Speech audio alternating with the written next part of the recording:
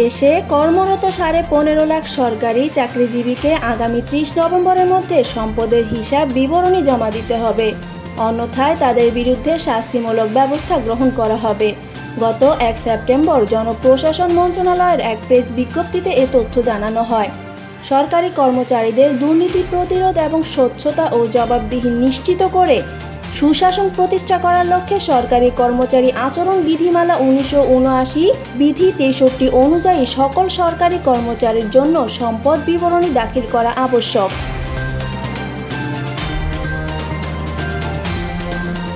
তারই অংশ হিসেবে বর্তমান অন্তর্বর্তী সরকার দায়িত্ব গ্রহণের পর সব সরকারি কর্মচারীকে সম্পদ বিবরণী দাখিলের এই নির্দেশনা প্রদান করে, যে কর্তৃপক্ষের নিকট দাখিল করতে হবে।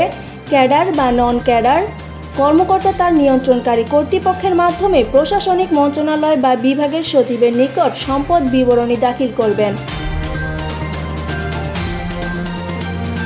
গেজেটেড বা নন গেজেটেড কর্মকর্তা কর্মচারীগণ নিজ নিজ নিয়োগকারী কর্তৃপক্ষের নিকট তাদের সম্পদ বিবরণী দাখিল করবেন। জমা প্রদান প্রক্রিয়া জনপ্রশাসন মন্ত্রণালয় কর্তৃক প্রণীত নির্ধারিত ছকে সম্পদ বিবরণী দাখিল করতে হবে। ছকটি জনপ্রশাসন মন্ত্রণালয় সহ অন্যান্য মন্ত্রণালয় বিভাগ দপ্তর বা সংস্থার নিজস্ব ওয়েবসাইট থেকে সংগ্রহ করা যাবে। পরে সম্পদ বিবরণীটি সিলগালাকৃত খামে সংশ্লিষ্ট কর্তৃপক্ষের নিকট জমা দিতে হবে।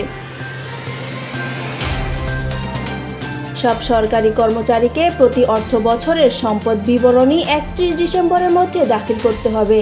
তবে 2023 থেকে 24 অর্থ বছরের ক্ষেত্রে সম্পদ বিবরণী আগামী 30 নভেম্বরের মধ্যে দাখিল করতে হবে।